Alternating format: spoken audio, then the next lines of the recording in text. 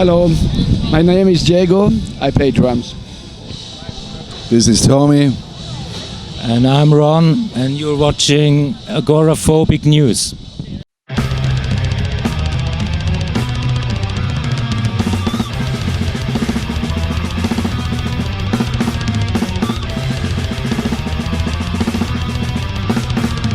Hey, Milos here of Agoraphobic News, this time with Coroner guys. Hello. How are you today? Hey, pretty hot. Hello, I'm okay. I'm fine, yeah. Okay, so this is your first time ever in Serbia, so are you excited about the festival? Of course, yeah. We're always excited when we're in a country for the first time, play there. But it's special business as usual as well. Okay, you have something to say? Yeah, totally. We're really looking forward to play here, and it's a bummer we don't have more time to visit the country a little bit, and but it's always like that. Maybe next time. Yeah, I hope so. Do you like it so far here in Serbia? Sorry? Do you like it so far in Serbia? Do you like the country? Yes, I like that, yes. Okay, so after a huge break, you guys are going to record a new album. So can you tell me something about the new songs? Do you have the album title, or how many songs do you have, or what? Yeah, Tommy can tell more about it, but we have some songs recorded, and my feel is the songs are much more polished and mature than it was in the first career. But Tommy can better answer. Yeah, I wouldn't agree with more polished. It's more mature, I would say. More. I mean, like in the past, we wrote the music more to show off that we played, that we practiced a lot, and nowadays we write more from the heart and from the balls. And can you tell me how is it going to sound like the album? It's gonna sound like typically like Coroner, but yeah, a little more mature. There's a lot of technical parts in it as well, but it's a little bit more song oriented, and it also sounds very weird, like it always did. So are you guys continuing to like a Grin Part 2 or something completely different this time? It's I would say maybe Grin is the closest to the new one, but there is also a lot of stuff more from like the third or fourth album. But you know, it's not possible. Like 30 years later, you make the same, and it also would be totally stupid and boring. Yeah, and was it hard for you to play the drums for the first time in Coroner? Yes. It was really, really hard. Really, the songs are difficult, and but I'm really proud that I finished with that. And yeah, You should tell the story when you first practiced with us for the first time. When we stopped the recording, you mean, or? No, recording, when we rehearsed for the first time, when we rehearsed, when you just joined the band. Yeah, maybe it's a too long story. The first song that we played there was, for me, a pretty simple song. I chose Serpent. And I enjoy that. We start, and after 2 bars, Tommy stops and say, "No, this is not boom boom, boom boom, but kokum, kokum." And then I was thinking, when I have a problem with that 2 fucking notes, what will be the rest? So he has the same problems as Marky when it comes to your like perfectionism, right? I wouldn't say problems, we just work together and try to make the best out of it. Yeah. Okay, so and how many new songs do you have right now? I mean, we recorded 8 songs, like drums are done. We have about half of the lead vocals, and I recorded 3 songs guitars. But I'm gonna continue like in 2 weeks, because in between now I have to finish the production of the new Elevate album, and when then it's done, I have a few other smaller things, and then we can continue with the recording. And so, how many songs in total do you want? You have 8, and do you want like 12 songs, or how many? I mean, it's gonna be enough playtime, you know. Song amount is not important at all. We have pretty long songs, like 15 minutes and stuff. Cool. And so, but this is like the very first album that you won't play together with Marky because he's not in the band. So, and I think that he was like the heart of the band because of the lyrics and the artwork. So, how hard is it for you guys to continue without him? Yeah, it's not so hard anymore because it's about 10 years when Marky left the band, and so we did the same without him. You know, as I mentioned before, to me it makes no difference. I'm anyway not writing the lyrics, so I have to sing the lyrics written by somebody else, and we get used to it without Marky. Yeah, I mean, too bad, but you know, life goes on. So yeah. And so, like back in the day, like when I was watching the documentary about Coroner, there was like the Tom Warrior of Celtic Frost. He said like that back in the 80s, you had like the riots in Zurich because like metalheads didn't have a place to play music and all of that because of some opera house like that's $62 million. So, can you recall these times of riots, you know, in the 80s? Yeah, I was pretty young there, but sometimes I also came into the riots because I went out for having a beer or something. Yeah, it was many times. Partying going on, you know. And so, but how difficult was it to be like a metalhead or a hardcore punk back in the 80s, like in the early days of, you know, during the riots? I don't know. I never had a hard time. It's not like Tom said. He was beaten up all the time, you know. But I was the guy who beat up the people. So no, just joke. Okay, so and Tom Warrior, like he's responsible for Coroner, Voivod, and like Watchtower signing to Noise Records. So how cool was that? That's totally awesome, of course. And yeah, we're really thankful still for that. Yeah, it's great. And do you think that all these 3 bands have something in common, like, you know, dissonant sound or stuff like that? Because, like, to me, Watchtower, Coroner, and Voivod are kind of, you know, all not the same but similar, you know. Yeah, I think we have maybe the progressivity we do have in common, and of course the interest in metal and not playing usual heavy metal, I guess. Yeah, and they're all 3 of them are bands that try to bring up something new, you know, not like a lot of other bands. They try to copy something that's already there, you know. But yeah, originality was always very important for us as well. Amazing. And I read like somewhere that Tom Warrior and Celtic Frost had like rehearsals in nuclear bunkers. So was that the same with Coroner? yes, because in Switzerland almost every building or house has a. I'm not sure if it's nuclear, but it's a bunker. Yeah, that's true. We still rehearse in a bunker. So it's like a full-on metal assault in a bunker. What was that? Sorry? Full metal assault in a bunker. Yeah, sounds like, yeah. But the non-nuclear one. Not nuclear. Okay, so so you guys were friends with Martin Ein of Celtic Frost. So what was like your? I believe that you were all good friends. So what is like your favorite memory of him? Of Martin, there's so many.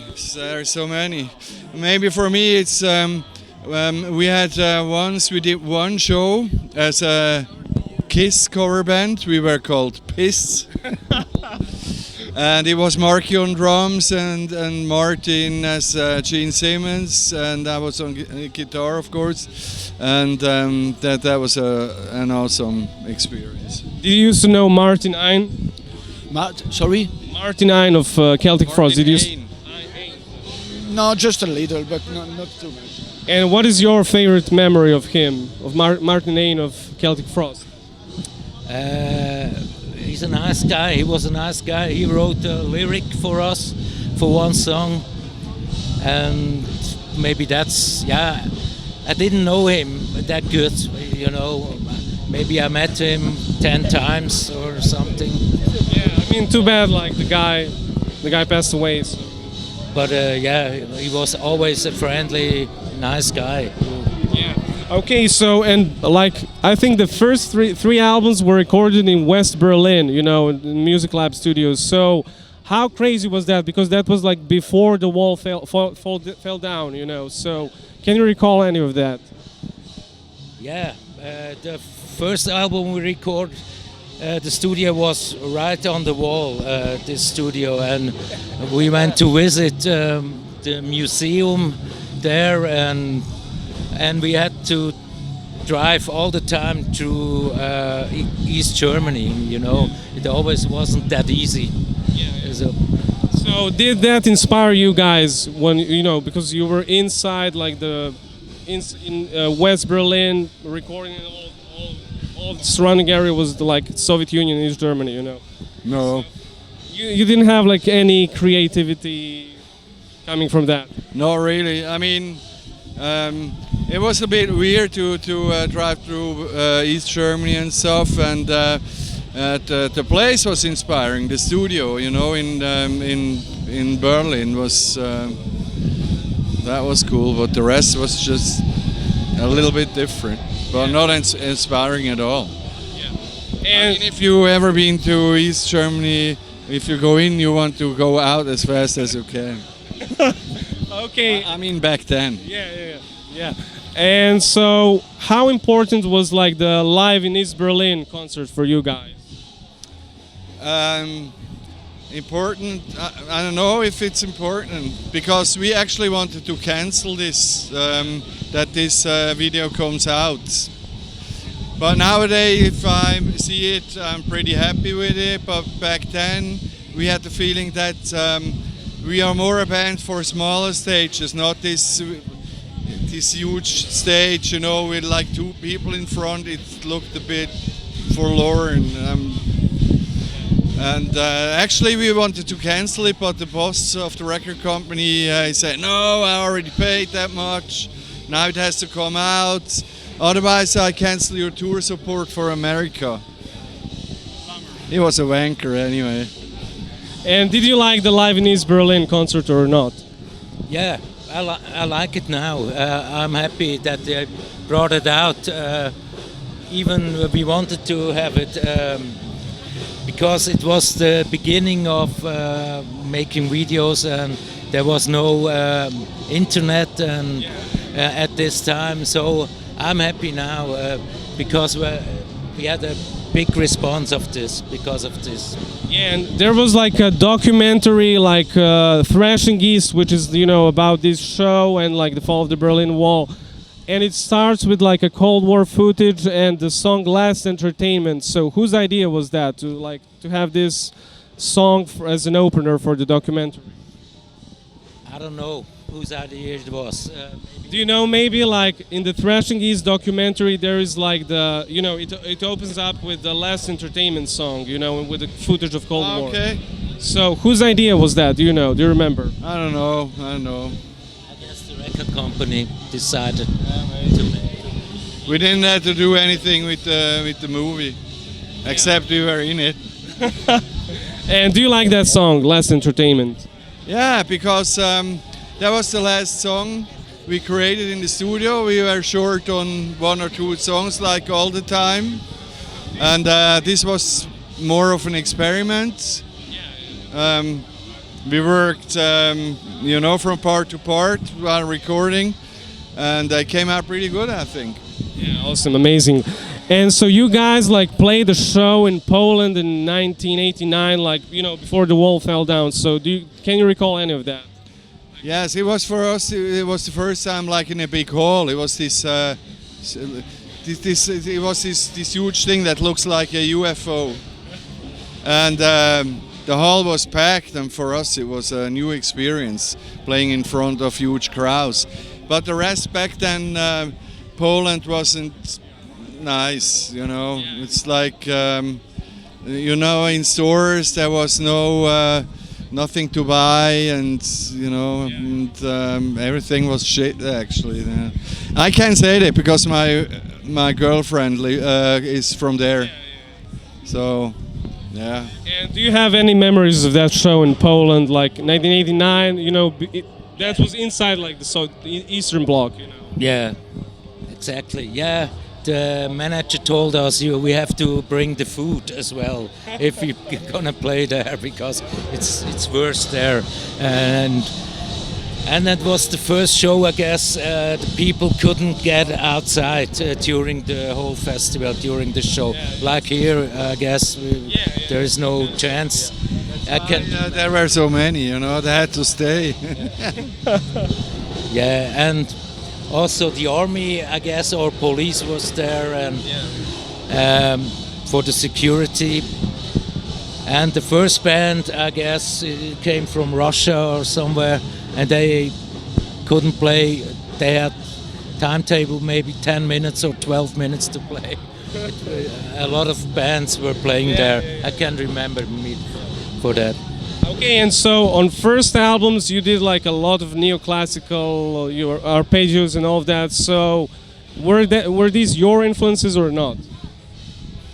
Yeah, totally my influence. Because when I grew up, there was only classical music and jazz at home. I heard like Elvis and the Beatles like with 10 years old for the first time. So classical music was like natural for me. But was it like hard to make like a metal version of that? It's not a metal version of it. It's just influenced by maybe the soloing and some parts, I'd say. And I mean, at the time, there was also this guy Yngwie Malmsteen came out who did that like on a super high level. Like when I heard it for the first time, I was like, actually that's what I wanted to do. Fuck, and this guy is very good. So yeah, we didn't invent that, but maybe the mixture of the heaviness and the brutalness with this classical stuff was maybe new. Yeah, and was it hard for you to keep up with his playing on first two albums or not? Yeah, it was hard. I wanted to play like this, you know. I always wanted to play the same riffs with the guitar, with Tommy. We rehearsed together, we wrote the songs together.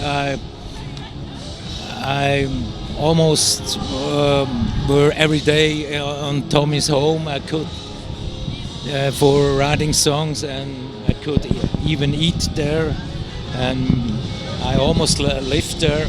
No, but no, it was not really hard because I wanted to do that, and it was hard work. But and so, but what? I mean, in the beginning we wrote most of the songs together, like 50-50, and because we played in a band together before as well, and we wanted to do this actually. And Marky's influence was more like the real heavy music.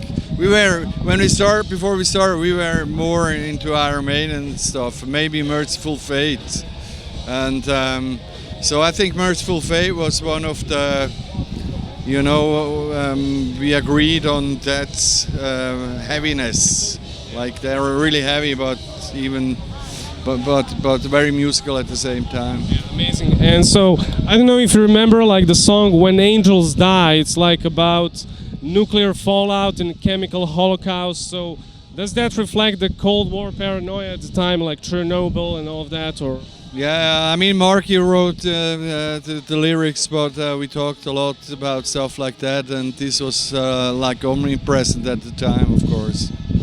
It's funny because like you had Chernobyl like in April, and then like in 1986 in October there was this like Sandoz chemical spill in Switzerland, and maybe that's like a reference to the chemical holocaust because it was like the chemical industrial disaster. Yeah, could could be that that was the influence, but Marky was always, he always had a book in his hand and was reading all the time, and maybe it's about something else, but... Amazing. And then so we came to No More Colors, so, and this is like a bit different album because of no arpeggios or crazy stuff like that, so... There is a crazy... But not like in a way like on the first two albums, right? Yeah, that's... The reason was, you know, when we wrote the first album, we never played the show before.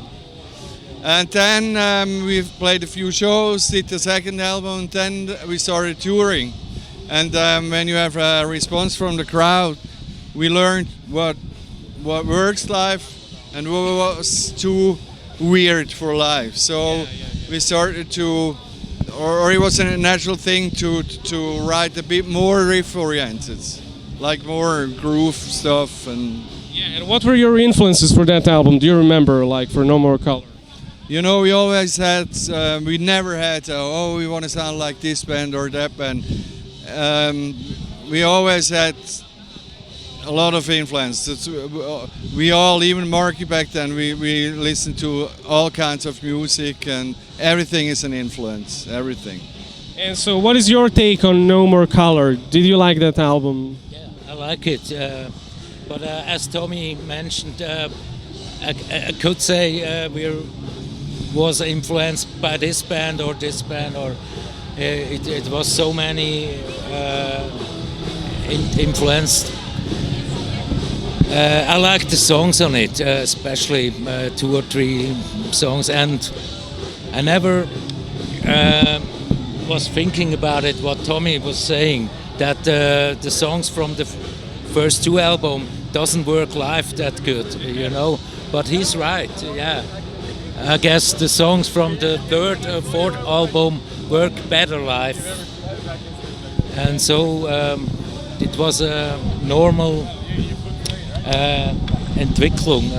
I don't know the word. It's hard to find the word if it's not your mother language.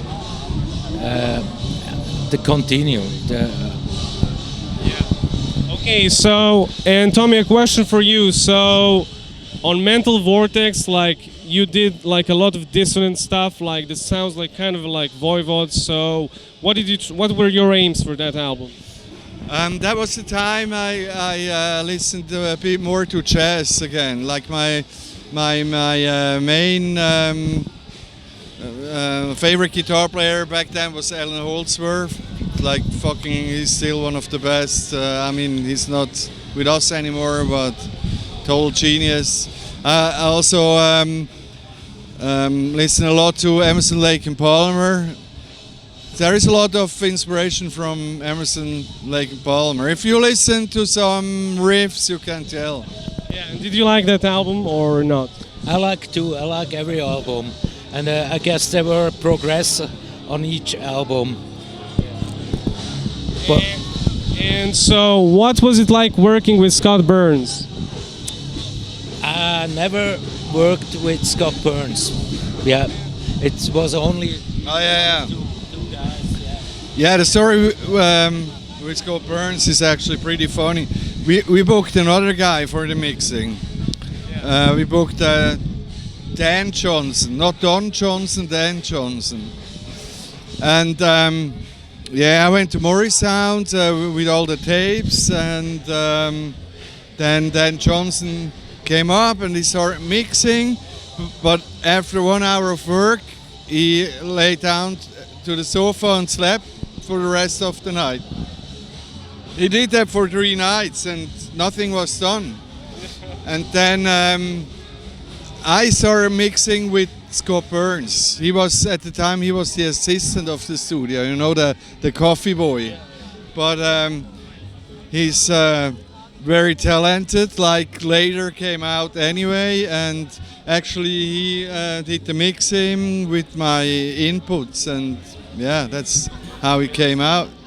Amazing. And did you used to meet the Chuck Schuldiner of Death or not? Yeah, we did. Yeah. So, what is your like memory of him? Do you have some funny story or something like that? Hey, super nice guy, really super cool. he was a lot into Coroner, and Yeah, he wore a T-shirt. yeah. We met. I'm not sure what they did. I think they recorded something at the same time as we mixed, and we were at the same hotel, and so we hung out a little bit together. So, and the last question: looking back, like on Grin album, are you proud of it now? I was always proud of it. You know, of course, Grin is not everybody's favorite. One of my, Huh?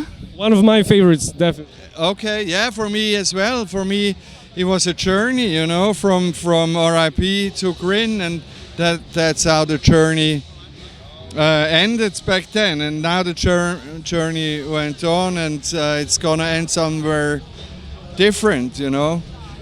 We would be so bored to do the same thing all the time. It's. And what about your take on Grin album?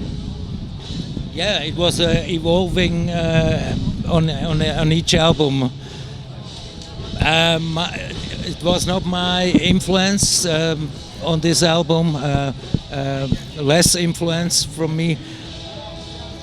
I was more the guy who played the riffs of Tommy and sang the lyrics of Marky. But it was good. I think it was a progress on each album we did anyway. And one funny question, like, do you remember like LSD Trip in Disneyland? Yeah, that's actually true. We did that whenever we had a chance to do it, because it's made for that, of course. And It should have an LSD Trip on the ticket. do you remember any of that, like LSD Trip in Disneyland? Yeah, I remember me. But always took only 25% of a trip, you know. For me it was too dangerous. I never took a whole one. Or Okay, and just the last one. So your favorite Coroner album? What is it? It's difficult to say, but Grin. Master of Puppets. Oh, It's difficult to say, but for Coroner, of Coroner, Grin. Amazing, amazing. So do you guys have some final words for the interview? Sorry, again? Final words for the interview. Last words. Say bonne chance. Say- yeah. Thank you, Serbia, that we can play here. Thanks for having us, and we are really looking forward for the show. Amazing.